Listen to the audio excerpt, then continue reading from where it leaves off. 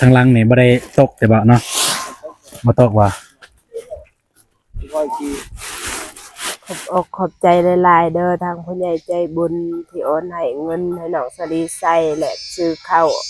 ให้เบิดในครอบครัวได้กินได้ใส่ที่แม่ใจดีหลายขอให้พัฒนาสิ่งใดให้ได้สิ่งนั้น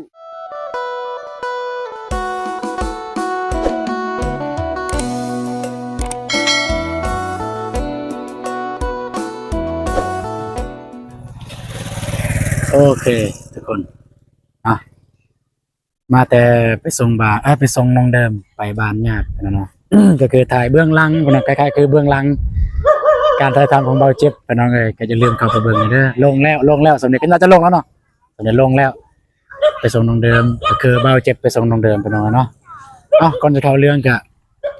ทักทายสบายดีเด้อสบายดีพ่อแม่พี่น้องเบิดทุกคนเนาะยินดีต้อนรับอาตูนชาแนลไปน้องเนาะมาว่าอยู่ภายในหรือต่างประเทศมันโดนนานมาแล้วไปน้องเอ้ย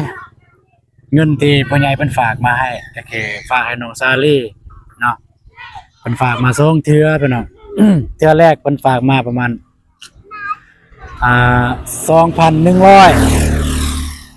ประมาณ 2,100นั่นแหละแต่ว่าตัดภาษีอีกก็ประมาณยังเหลืออยู่ 2,000 แล้วก็เพิ่นให้เบาตูนใน500ก็ยังเหลืออยู่ 1,500 เนาะแล้วก็เพิ่นฝากมาอีก550 บาทพอดีทางห้างตัดภาษีอีก50 บาท ตัดยังเหลือ500เดี๋ยวตอนนี้เบาตูนเอาแล้วเงินเรียบร้อยแล้วก็ถึงอยู่ยังเหลืออยู่ 2,000 บาทรวมยังเหลือ 2,000 บาทกันถึงอยู่ประมาณ1,250,000 หรือ 60,000นี่แหละว่าสิไปซื้อข้าวกันหน่อยไปถามซื้อข้าวว่าเป็นจังได๋ราคาเท่าใดไป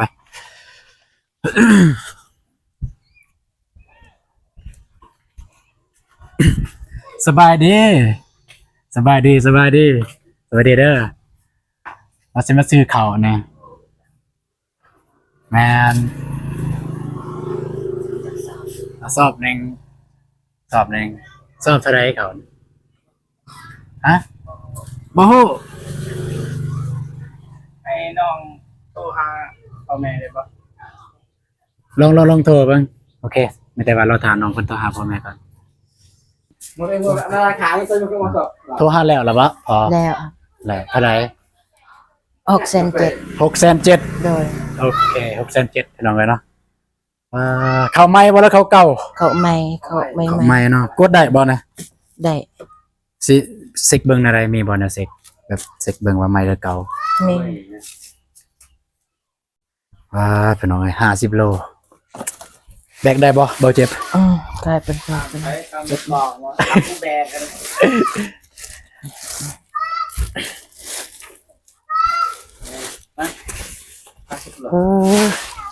จ่ายเงินก่อนแอบแล้วขึ้นครับตอนเขากลับ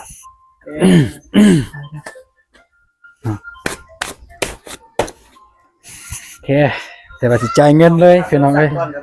หาโทรศัพท์บะไปหาโทรศัพท์มาหาน้องท่านข่าวไปพี่น้องเอ้ยแต่สิจ่ายเงินเพิ่นก่อน6,700,000เงินกำแก้ว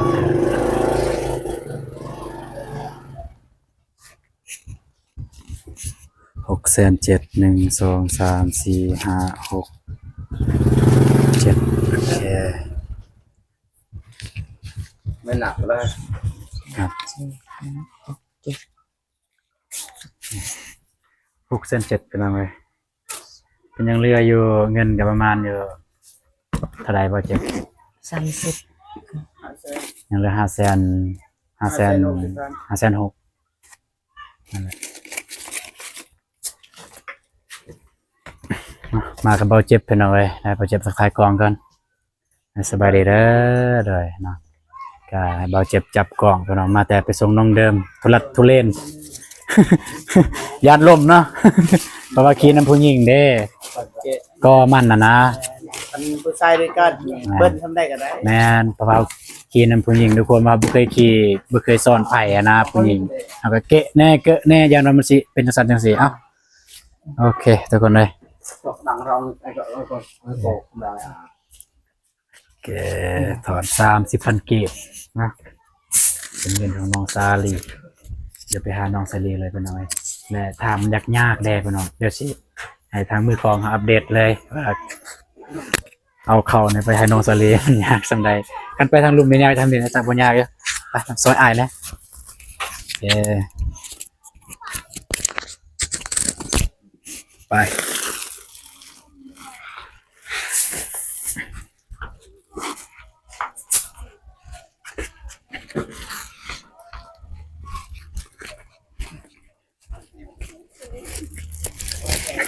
ทางหลังนี่บ่ได้ตกแต่บ่เนาะบ่ตกว่ะ ก้อยกีลมกัน แบบปรับ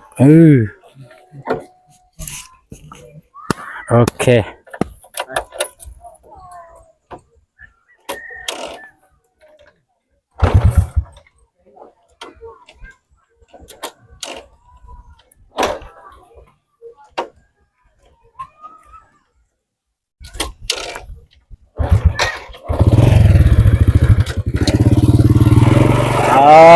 เลยเนาะ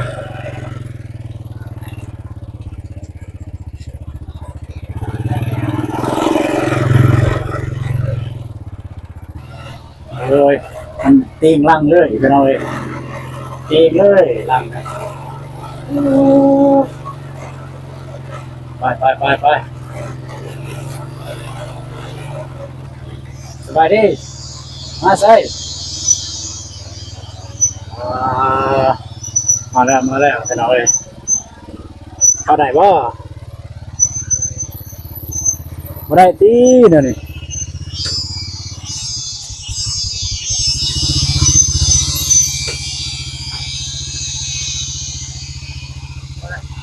เจอปัญหาแล้วพี่น้องเอ้ยแบกเนาะ กันละมือ จะไปหาน้องซอลลี่ก่อน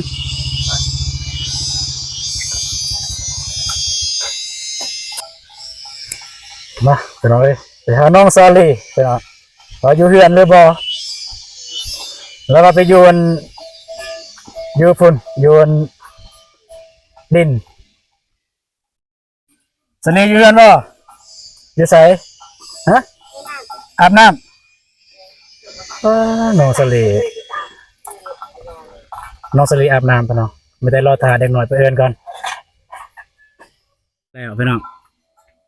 มาแต่อาบฝน สบายดี ด้วยสบายดีด้วย แม่น้องซาลี แม่น้องซาลี น้องซาลี หวานใจคล่อง เอาโก้ เบากุ หยอกอีกแล้วเบากุ จะขายวันใด มาแต่อาสิทาอยู่นี่ก่อนเด้อนุ่งเครื่องก่อนเดี๋ยวแต่สิทาแม่น้องซาลีก่อนเป็นใส่เครื่องก่อน สบายดี สบายดีเด้อสบายดีบางเจ็ดเด้อ เด้อ คือทุกคนทั้งไทยและว่าทั้งลาว เด้อ ทั้ง ขออนุ ต่าง ญาต ป เด้อ ระเทศขอสวัสดี เบิ่งกล้องสวัสดี เชิญนั่งมาเป็น โอ้เซิร์นนั่งได้นั่งมาเป็นหยังที่ บ่เป็นหยัง มาเป็นหยังเนาะ บ่เป็นหยัง โบโกบ่ได้ว่าหยังที่มาเท่าโก บ่ เลยเท่ากับมาบ่ทันเนาะคือมาแต่หันบ่ หน่อย คือมาบ่ทันบ่เจ็บกับบ่ตูนก็มาแต่ไปส่งน้องเดิมไปส่งน้องเดิมไปเฮือนเอื้อยแล้วก็ตัดคลิปลงคลิปคันบ่ลงก็ FC สิว่าเขาลงซ่าสินะครับก็ต้องได้ลงคลิปถ่ายแล้วต้องได้ลงเนาะแล้วน้องสลีได้ไปไส น้องสลิปไปเก็บผัก ไปเก็บผัก ทำงานผักกูด พวกกันทีมงานมาทันบ่ ทัน ไอ้อนุกับบ่โกมาทัน ทัน แสดงว่าเขาซ่าแหละแต่ว่าเจ็บกับตูนซ่าแล้วนะ ก็คือพี่น้องเลยน้องสลีบ่อยู่เนาะ เจ็บเป็นใดเนาะน้องสลีบ่อยู่ว่าลมกับแม่เลยเนาะน้องบ่เจ็บเนาะ กับแม่กับบุตรคือกันนั่นแหละ แม่นอยู่กับครัวเดียวกัน แต่มันบ่อยากคักปานใดทาง FC เพิ่นสิเบิ่งอะนะเนาะแต่บ่ว่ากันพี่น้องเนาะก็กินข้าวกินน้ำแล้วบ่ ยัง ยังเนาะคือที่มามื้อนี้ก็เป็นมื้อยังหลายก็คือ ที่ถ่ายในคลิปก่อนนะเบาตูนเคยถามทางแม่น้องซาลีแล้วก็ซาลี หน่อย ว่ายังมีข้าวกินอยู่บ่นะ หน่อย ทางแม่เจียวว่าบ่มีเบิดแล้วเนาะทางผู้ใหญ่เพิ่นก็เลยโทรหาเบาตูนบอกเบาตูนซื้อเพราะว่ามันมีเงินค้างอยู่เบาตูน โดย เงินเพิ่นนั่นแหละแต่ว่าเบาตูนยังบ่ทันได้ซื้อเงินจำนวนนั้นคือเงินแบบว่าเพิ่นบอกให้ซื้อข้าวสารแล้วก็ที่เหลือมันให้น้องซาลีเพิ่นว่าเพราะว่าตอนนั้นน้องซาลียังเรียนเด้เพิ่นว่าให้น้องซาลีใส่ใจในการหัดเรียนแล้วก็ซื้อเครื่องจำเป็นที่น้องซาลีอยากซื้อเนาะแต่ว่าตอนนี้ก็น้องซาลีเพิ่นออกโรงเรียนแล้วเนาะ โดย ก็เลยจักสิว่าจังใดแล้วก็เพิ่นโอนเติมมาอีกเพราะว่าเพิ่นอีต้นนะเพิ่นอีต้นเพิ่นโอนเติมมาอีก500กว่าบาทอะไรเพิ่นเนาะก็ประมาณ300,000กีบพี่น้องเอ้ยอะไรก็ประมาณ300,000กีบเพราะว่าตัดภาษีแล้วก็ยังเหลือประมาณนั้นพี่น้องเนาะ บริการ อืมอ่าแต่ว่าเขาก็อยู่เทิงแต่ว่าเวลายายห่างพอหน่อยเพราะว่าคลิปนี้ก็คลิปมามอบเขา โดย เนาะใครเป็นคนสิแบกบัดเนี่ย แบ่งกัน ไป ตามน้ำกัน ไปหานำกันกับไป แต่ว่ามีเสียงเพลงอยู่ถึงก็สิโจ๊ะมันจะบ่ฮอดนี่จังว่ากัน แม้นถ้ามีเสียงเพลงเนี่ยถ้ามันแห้งโพดกับทางมือกลองเขาสิโจะสิหยุดเนาะกันเนาะถ้ามันบ่แห้งก็จะได้ถ่ายเลยไป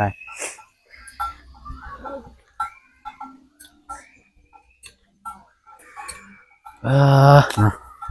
เฮ็ดหยังแหน่อันอยู่อันนั้นดินนั่นเฮ็ดหยังแหน่เด้อ ขุดปรับต่ออีกบินบริเทียงบริเสมอกัน โอ้บ่ได้ซัมเมอร์ โดย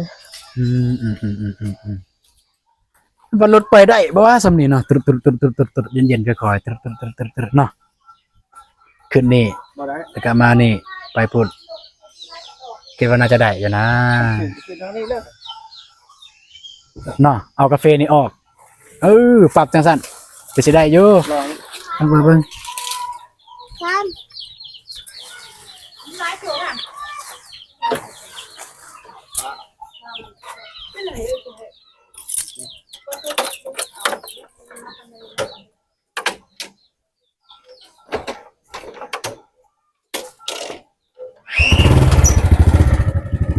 สิได้หรือบ่ได้ไปเบิ่งนํกันไปหน่อย ไปคอยเด้อบ้าวตูนเด้อทางยาก ได้เสยได้เสย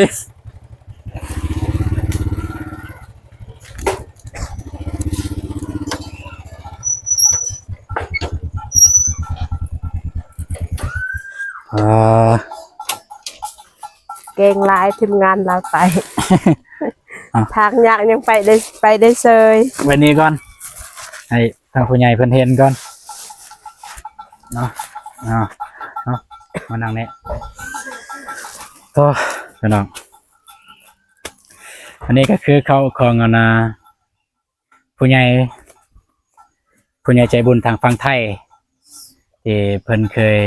แบบว่าเพิ่นอยากให้น้องสะเลียนเฮียนบ่อยากให้ออกตอนนั้นนะเพิ่นเคยล่มกับเบาตูนแล้วก็บอกให้เ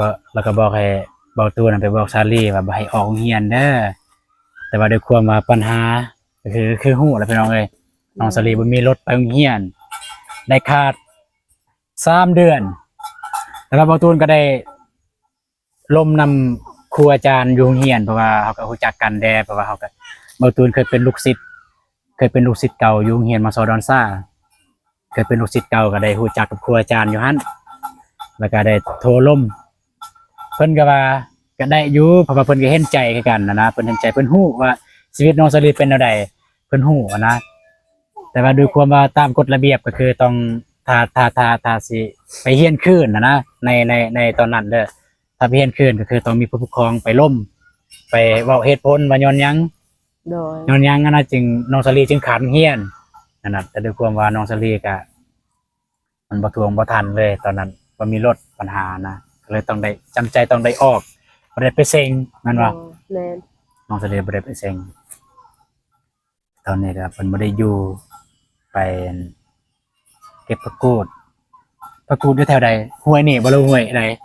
ห้วยปาก ห้วยปากโอ้ไกลเด้พุ่นไปหน่อยทาง เออ เข้า นี่มันยากละสิมีค่ะ ไปเนาะ เขาแถวหัน อืม อันนั้นเขาบริหารปันไดยังมีอยู่ เด้อ เธอนี่เด็กหน่อยเก็บคู่มือบ่มี เด้อ อ่าฮอดใส่มันกิน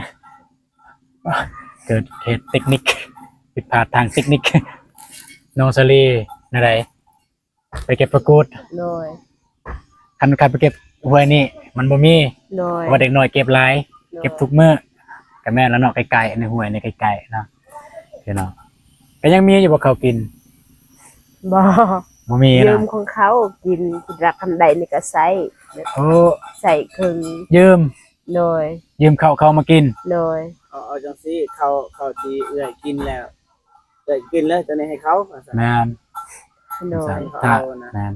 ถ้าสมมุติว่าเอื้อยไปยืมเขานะเขาเป็นซอบบ่ บ่ อ๋อยืมเป็นถ้วยเป็นถ้วย เป็นถ้วยเป็นถ้วย อ๋อเนาะไปเฮ็ดทางเงินก็ยืมเป็นถ้วยเป็นถ้วย โอเคยังไม่ได้ว่าสิให้เงินทางที่เหลือ อยู่ใส่แล้วโทรศัพท์สิลองลบเบิ่งอ้าวเบิดเก็บเพนเป็นสภาวะ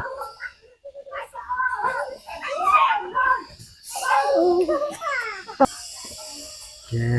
สบายนะเงินกับ1,200,000เพราะว่า2,000 บาทเริ่มแจ้งเด้อเพิ่นโอนเงินเนี่ยมัน2เทื่อที่1เพิ่นโอน2,100 กว่าบาทนั่นแหละ100 กว่าบาทแต่ว่าทางห้างเพราะว่าเขาไปเอาอยู่ห้างนั่นน่ะทางห้างไปตัดภาษีออกก็ยังเหลืออยู่2,000พอดีเพิ่นว่า500นะให้เบาตูนเด้อเติมน้ำมันเพิ่นว่าให้เบาตูนเติมน้ำมันแล้วยังเหลืออยู่1,500บัดนี้ โดย บัดแล้วเพิ่นเห็นอีกคลิปเบาตูนถ่ายตัวถามเรื่องข้าวมื้อนั้นเพิ่นก็โอนมาให้อีก550 บาทพอดีทางห้างก็ตัดคือเก่าภาษีก็ยังเหลืออยู่500ก็เลยเบาตูนตัวเดียวเอาแล้วก็ยังเงินเนี่ยเป็นเงินกีบก็ประมาณอยู่1,200,000ป้ายนั่นแหละ260,000ผมแต่ว่าที่เหลือเนี่ยสิให้ทางแม่เด้อ โดย ทางแม่เก็บไว้แล้วก็น้องสลีมาให้น้องสลี โดย เพิ่นจะซื้อหยังเพิ่นจะซื้อวันนี้มันเพิ่นให้น้องสลีโดยเฉพาะเลย โดย เพิ่นอยากสลีอยากซื้อเครื่องอิหยังที่จำเป็นนะอยากซื้อที่จะเป็นในเฮือนนะสั้นๆหรืออยากซื้อเกลือเป็นงัวอยากซื้ออิหยังก็แล้วแต่น้องสลีอยากซื้อตัวนี้ โด ได้อย เบิ่งสิลบก่อนจะเท่าใด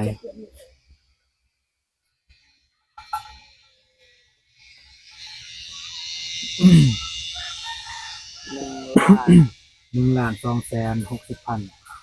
ยกให้670,000 ลบให้670เนาะยังเหลืออยู่500,000 ยังเหลืออยู่590,000ยังเหลืออยู่590,000ตัวน้อยเนาะโอเคเดี๋ยวก็สิให้เลย590,000เป็นหัวที่เรียกว่า1 2 3 4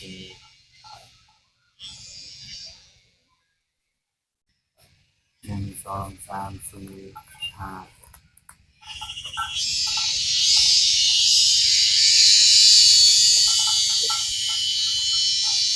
ถูกแล้ว1 2 3 4 5 20,000 30 4050เป็น90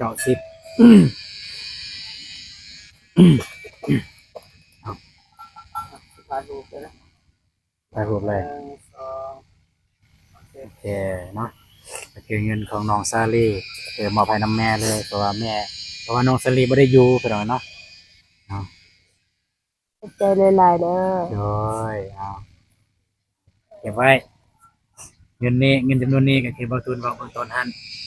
โดย ซื้อสิ่งที่จำเป็นหลากหลายจักรจันทร์ด้วยเนาะซื้อสิ่งที่จำเป็นแล้วว่าอยากซื้อหยังก็ซื้อแต่ว่าต้องให้ก็คือให้น้องซาลีฮู้ซั่นซะเรามาจากนั้นก็เอาให้เราเลย โดย แล้วให้เราปุ๊บเราอยากให้ไผเราไอ้ต้นไผน้องนุ่งหรือเราอยากให้แม่ โด อัน ย นี้ของเราเพราะเป็นเงินของเราแล้วเด้ โดย เนาะโอเคเงินของผู้ใหญ่ใจบุญแล้วสุดท้ายสุดนี้ก็อยากให้ทางแม่น้องซาลีขอบใจแทนน้องซาลีทางผู้ใหญ่ใจบุญก็คือเพิ่นอยู่ทางฝั่งไทยนั่นแหละเพิ่นบ่ บ่ให้เอ่ยน้ำแต่ว่าผู้ใหญ่ใจบุญอยู่ฝั่งไทยก็บอกขอบใจเพิ่นแล้วก็อวยใส่พรให้เพิ่น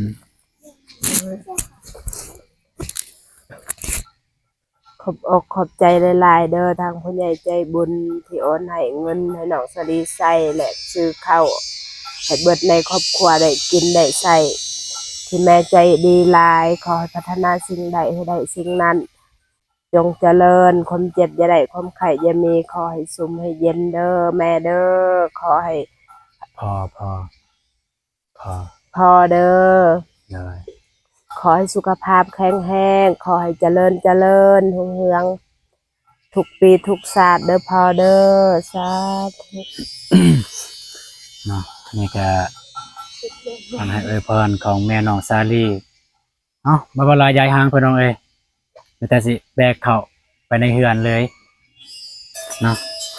แต่มันค่ำแล้วมันมืดมันค่ำแล้วทางบ่เจ็บกับบ่ตูนก็บ้านอยากไกลแน่เมื่อจังน้อยก็มันยุ่งมันยากเพราะว่ามันมืดแด่ไปน้องกันเนาะ โดย แบกเข้าเฮือนก่อนเอาจับเบิ่งนี่เจ้าก็สิจับอันนี้ จะได้เกิดสิ จับเงินก่อน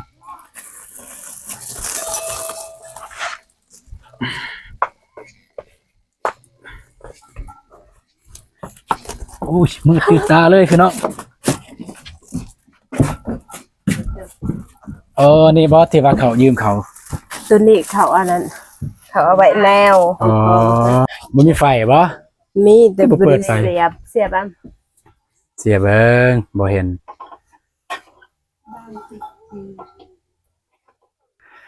โอ้คือน้องเลยบ่ตูนเลยคิดว่าเขาซ่านได้หันบ่เจ็บนี่เขาเปลือก เขาเบือกเอาไว้แนว เอาไว้แนวเพิ่นว่าเนาะเขาเรียบร้อยแล้วบัดนี้ก็มีแต่ว่ายืมเพิ่นเท่าใดก็ไปส่งเพิ่นเท่านั้น โดย นั่งอยู่นี่ก็ได้บ่เจ็บคนหนึงกันโอเคมันแต่ว่าสิได้เมื่อแล้วได้เฮาเพราะมันมืดตื่นตาแล้วไอ้เตียงว่า มันค่ำแล้วก็สิได้เมื่อ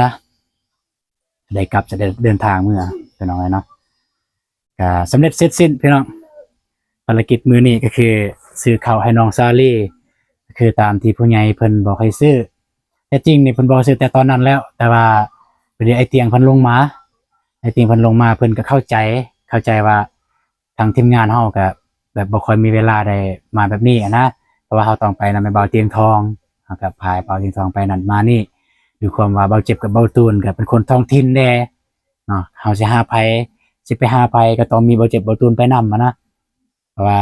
ส่วนหลายก็ปากภาษาแด่ภาษาท้องถิ่น ทางทีมงานเฮาก็คือเบาโกเบาอนงเบาจังซี่เพิ่นก็บ่ได้ค่อยฮู้ภาษาแต่เบาเจ็บกับเบาตูน ที่ส่วนหลายประสานแล้วก็ลมลังใหม่นะลมลังใหม่นำก็คือเฮามาแบบชนเผ่าจังซี่นะ โดย เอาไปทางบ้านตอกสมิงอีหยังกับส่วนหลายกระตู้แค่นั้นชนเผ่ากระตู้นะก็มีแต่เบาเจ็บกับเบาตูนที่คอยเว้าคอยว่ากับทางเขตนั้นประชาชนเขตนั้นเนาะก็เรียบร้อยพี่น้องมีแต่ว่าสิได้กลับกัน โดยสบายดี มันมืดตื่นตาแล้ว โดยบ่าวเจ็บบ่าวตูน โดย เมื่อปลอดภัยเด้อ ได้โอเคพี่น้องไปเมื่อมันมืดแล้วขออนุญาตเอาเด้อจะน้อยลืมอีกคืออยู่นะน้ำไม่เบาเตียงทองพี่น้องเนาะ ด้วยเนาะพี่น้องเอ้ยก็เรียบร้อยทาง มาส่งข้าวน้องซาลีก็เรียบร้อยพี่น้องเนาะคนอื่นหมดก็ต้องขอขอบคุณใจทางผู้ใหญ่ใจบุญที่เชื่อมั่นแล้วก็ไว้วางใจทางเบาตูนแล้วก็ทีมงานที่เบาตูนก็แบบว่ายินดีเป็นสะพานบุญแล้วก็ดีใจเป็นสะพานบุญในครั้งนี้เนาะจะได้ก็ขออวยพรทางผู้ใหญ่ใจบุญอยู่ฝั่งไทยหรือทานหรือผู้ใหญ่ใจบุญทานนี่เนาะหลายคนพี่น้องเอ้ยที่ซัพพอร์ตทีมงานเฮาจะได้ก็ขอบใจแล้วก็ขออวยพรFC ทุกท่านนะครับผู้ใหญ่ใจบุญจงมีสุขภาพแข็งแรงอายุมันคนยืนปรารถนาสิ่งใดก็ขอให้ได้สิ่งนั้นเด้อเนาะโอเคทุกคนสำหรับคลิปนี้ขอจบเพียงเท่านี้เด้อบ๊ายบายขอบใจหลายๆบาย